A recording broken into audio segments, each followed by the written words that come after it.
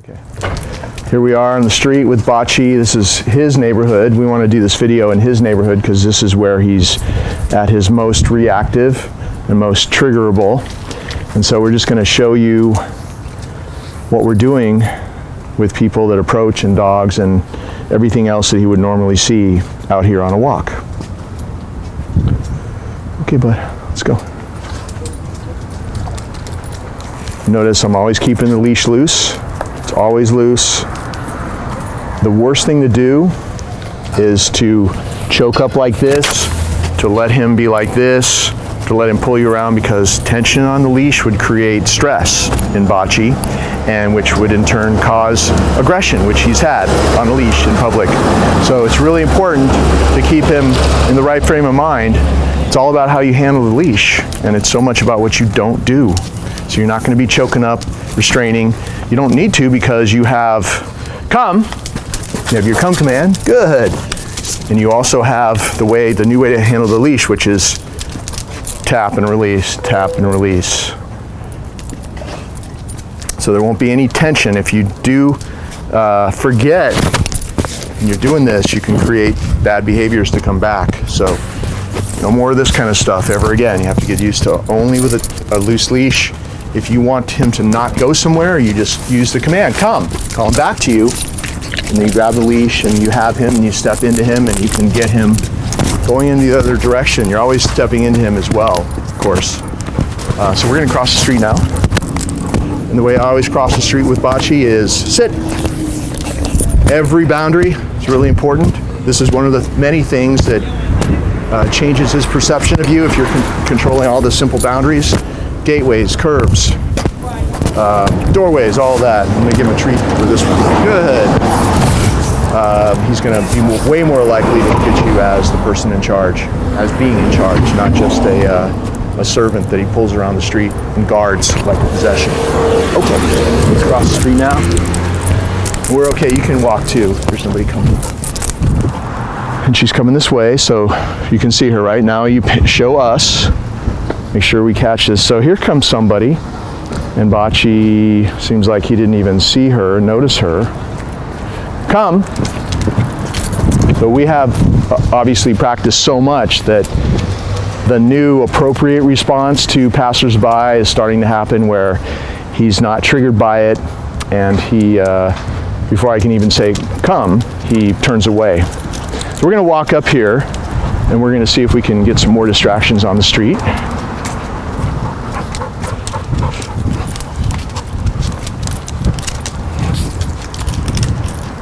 And I'm walking, and he's excited. He's back home, but you see how I'm handling the leash. If he goes ahead of me, or even starts to pull, well, he doesn't do that so much anymore because of the way I've been handling him, but he would just tap and release. He's pulling, tap and release, and he stops. You just have to get used to doing that little thing there. It's just a change in the way you've always done it. So it's just, you do things differently, and then the dog changes. So he's pulling now. We have some workmen here, so this would be great. Come. So we're gonna show you right now how he is to these workmen here. Keep following me. Make sure you catch all this. So he's on free time. He can go do whatever he wants. Come. So this is something that could have formerly triggered him. He loves these little dog treats. It's nothing fancy. It's just a lamb reward.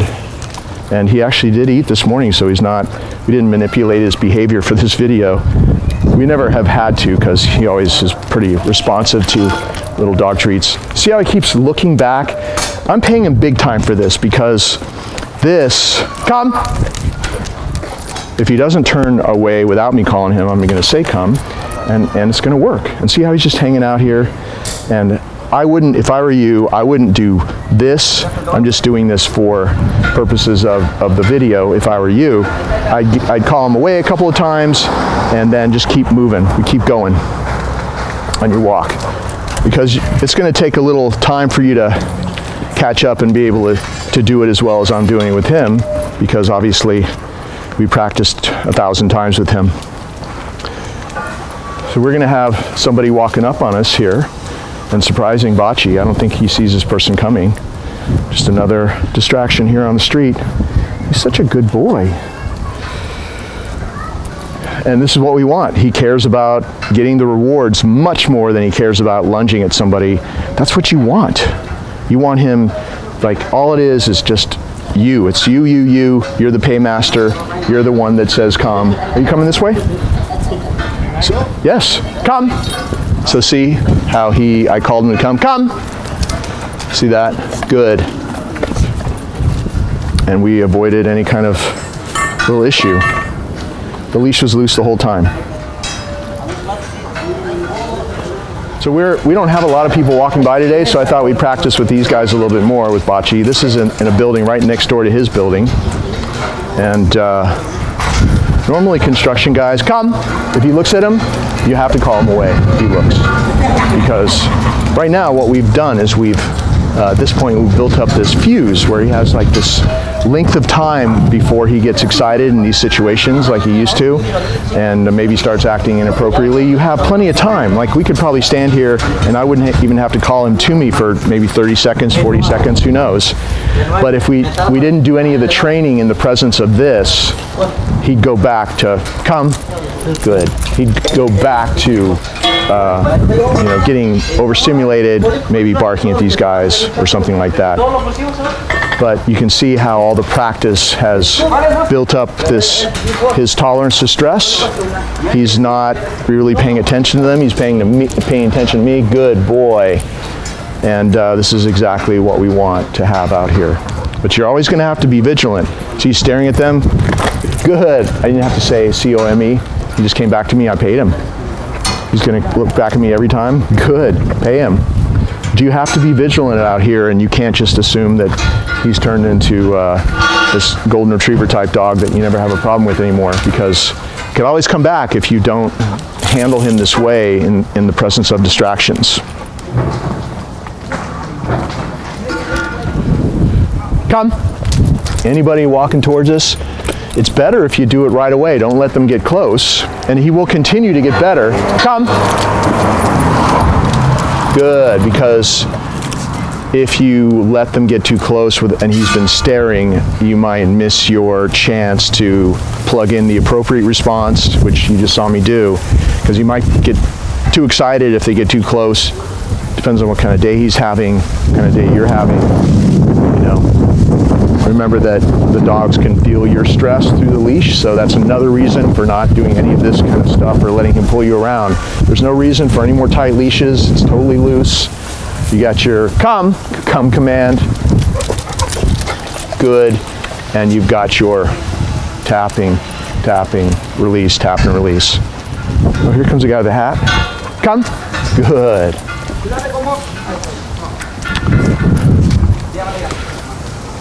Hey Kim, how you doing? How are you? Good. Come. We're gonna do a little greeting routine. So if maybe stand right here, and we'll do the greeting routine. And sit. We got some good stuff with the construction guys. You didn't hear any screaming, and there was no sirens, so you know it went well. Awesome. Go say hi. Go. There you go. Hi. Come. He's getting too good at the recall. He'll just come right back right away. Sit before I say it.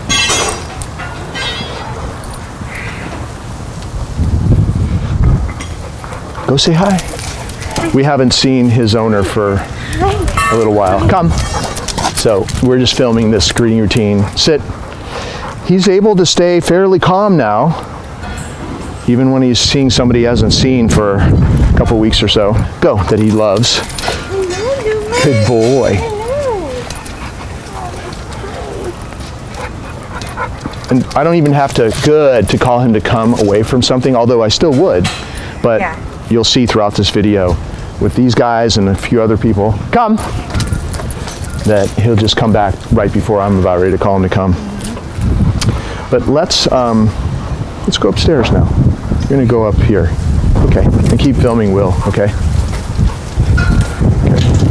Sit.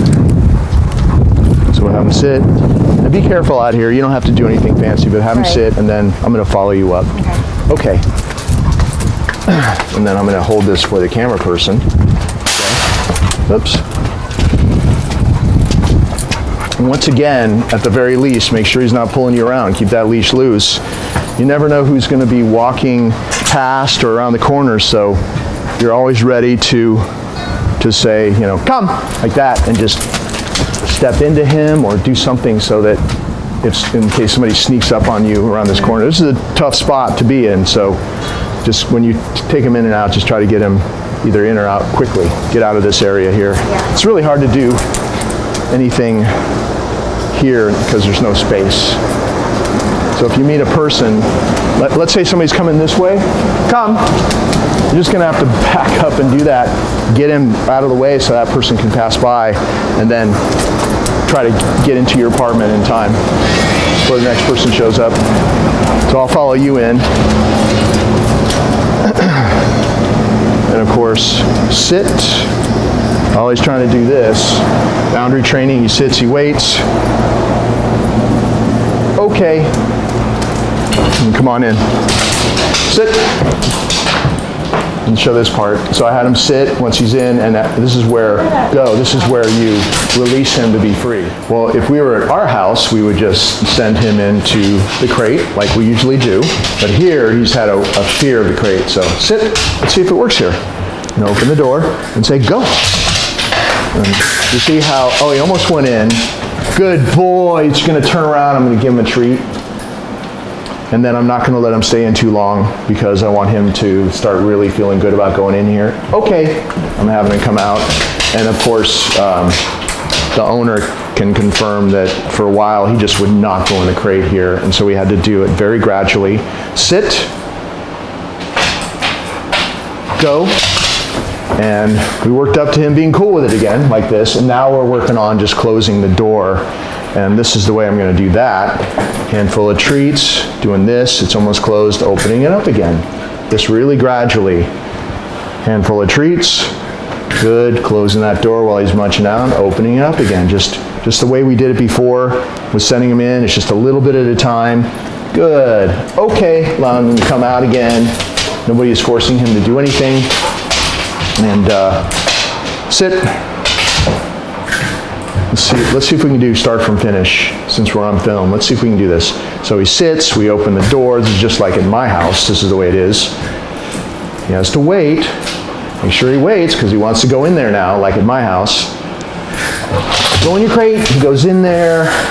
I'm gonna squander the rest of my treats there. So many of them. Close the door. And he's not freaking out like he did before. And then I do have a few more treats. Open the door, reward, good. He's still waiting. Okay, he comes out. He's not finished with the treats yet, but he'll come out anyway. And then we close the door. So for this visit, that's so much more than he did before. We're gonna stop there because it's a huge success, because this is a dog that was barking and freaking out. We had to, you would have had to push him in the crate and force him in there just a month ago. Here, doing it here. So the next time that we come here, it'll be better and we'll keep him in there longer. We'll just do a little bit more every day. So we're actually doing this exercise where we're waiting for somebody to pass by, the window shades are open, and even if they weren't, he'd probably hear them. And you see, I really don't have anything in here, but he doesn't know that. So in an emergency, you just pretend like you have it and it's gonna work. And just because we're all set up for success here, even though there's really nothing in here, we're just gonna wait till the next person walks past. You'll know it because he'll turn and look and I'll call him away from that person passing by the window. You can have water if you want. You want some water? Go. No, this is great. I want him to want to go in there. I want him to remember this. I'm not going to put him in there until tomorrow when I come with some chicken breasts and stuff. Then it'll be extra super cool. He'll be like, where have you been all my life? Sit. I always have him sit. Make sure that he stays seated. And be careful, we don't know who's going to be coming from this way. He waits. You're going to step out. And then step back and somebody is coming, so okay, watch what I do. So I step into him, she passes by, put him back, I should have said sit. I'm gonna do it again. Nobody's coming. Okay. Make sure he's not pulling you through the door. See what I had to do this, and he'll stop. And then out here, sit and go, and now you can go down for your walk, but keep filming.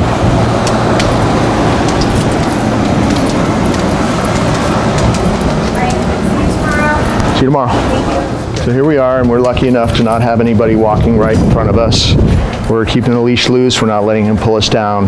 Because all that pulling and craziness, you know, if you don't reinforce this fairly calm trip to the street, and he pulls you out and he's so excited and he can't wait, you know, he hits the street and he's so much closer to being reactive and being triggered by a distraction out here, a person or another dog or something like this. You definitely want this. Okay, and this is a direct result of not choking up on a leash and making sure the leash is always loose. There's no stress. You can go over there. So now we're gonna go back to the car.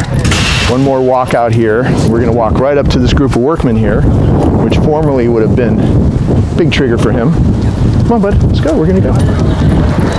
So he's so used to being called away from people, distractions, that he sees it and then he goes, oh, hey, there they are, pay me. So it really teaches a dog to just ignore big distractions the way that we've been doing it. And you see how that works. And pan to your left just a little bit to show the whole scene, and then pan back slowly. There we go. And we're just taking this walk, and the leash is always loose. And if he did pull, come. It's like that if he did pull. Good boy. You know, reset him, tap him. It's always like this. Then we're going to come up to this curb up here. And I am kind of walking fairly quickly now, but he stays in the zone now because we've done this so much. The leash is always loose. We come here, sit. I'm not going to walk around him because the pavement's kind of warm. Just wait till this passes by here. Okay, we're going to cross the street.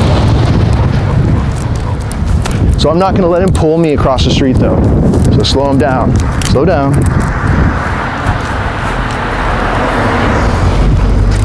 Sit. Once we're on the other side.